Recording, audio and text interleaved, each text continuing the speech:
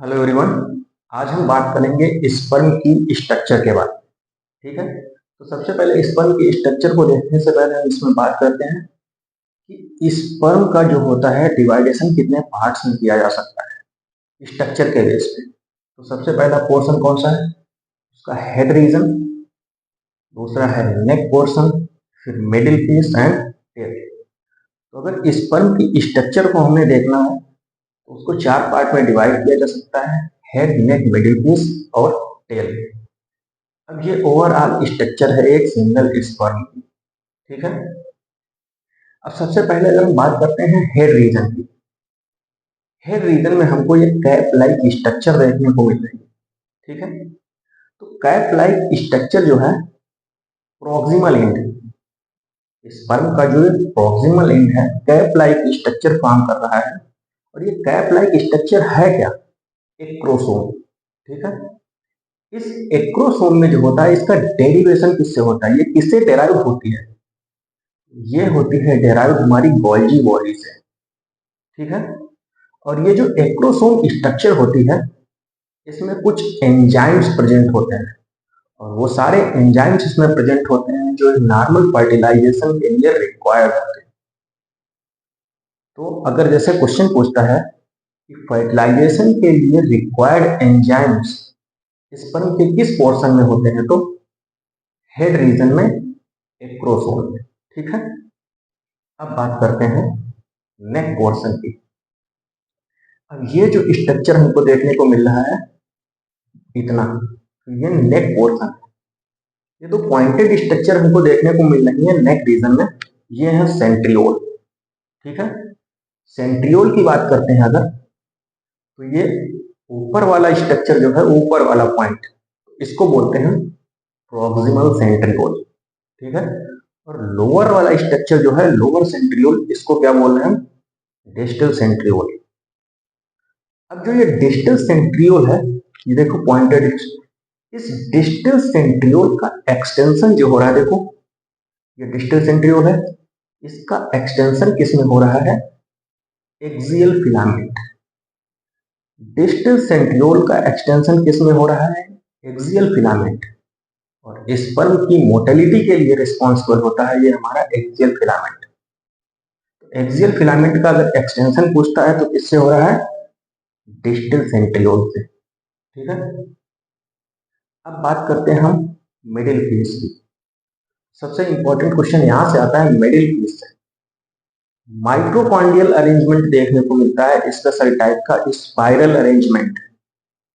तो सबसे पहले क्वेश्चन ये पूछता है कि माइटोकॉन्ड्रिया स्पर्म के किस पोर्शन में पाई जाती है, तो मिडिल पीस में। ठीक है, ये देखिए यहाँ पे ये माइटोकॉन्ड्रियल अरेंजमेंट है। स्पर्म को एनर्जी कौन प्रोवाइड कर रहा है, तो ये माइटोकॉन्ड्रिया। और ये माइटोकॉन्ड्रिया को जो स्पेशल टाइप का स्पाइरल अरेंजमेंट है, इसको क्या बोलते हैं? Navel curve.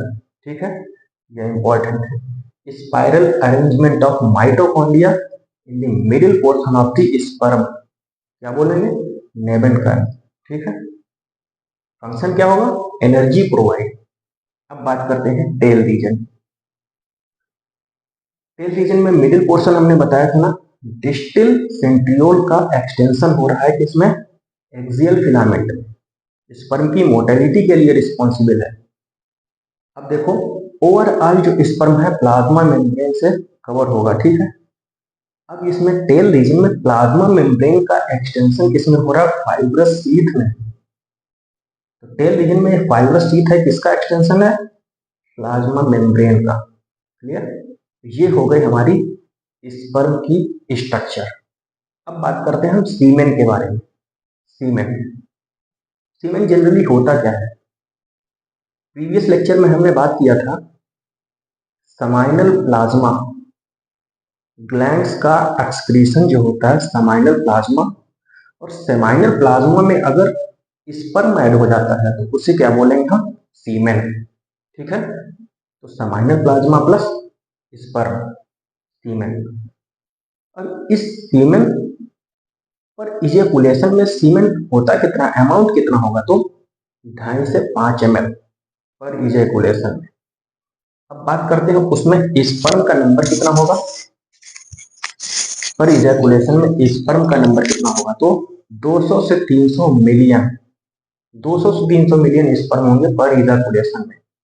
ठीक है, अब देखो ऑफ द टोटल स्पर्म, इसमें से जो होगा 60% स्पर्म जो होंगे वो नॉर्मल शेप और साइज के होंगे। कितने? 60%। डाटा याद करना ये इंपॉर्टेंट है। 60% स्पर्म जो होंगे नॉर्मल शेप एंड साइज के होंगे, और उनमें से 40% स्पर्म जो होंगे वो विग्रस मोटेलिटी शो करेंगे। ठीक है, कितना? नॉर्मल शेप एंड साइज के कितने होंगे? 60%। विग्रस मोटेलिटी कौन शो करेगा? 40% स्पर्म। और नॉर्मल फर्टिलाइजेशन के लिए इसकी रिक्वायरमेंट होती है। ठीक है, अब बात करते हैं, देखो ये इसकी बात कर चुके थे, सीमन, स्पर्म और सेमाइनल प्लाज्मा। सीमन के पीएच की बात करते हैं तो एल्कलाइन पीएच होता है। कितना? 7.2 से 7.7। ठीक है, एल्कलाइन बेसिक पीएच होता है, स्लाइटली बेसिक। अब बात करते हैं कि बेसिसिटी किसकी वजह से होती है। मेनली बेसिसिटी किसकी वजह से होती है? सेमाइनल वेसाइकिल की वजह से। सीमेन का बेसिक नेचर जनरली किसकी वजह से होता है? सेमाइनल वेसाइकिल की वजह से। ठीक है, तो ये ओवरऑल हमारी स्ट्रक्चर के बारे में हो गया, हमने सीमेन के बारे में देख लिया। ठीक है।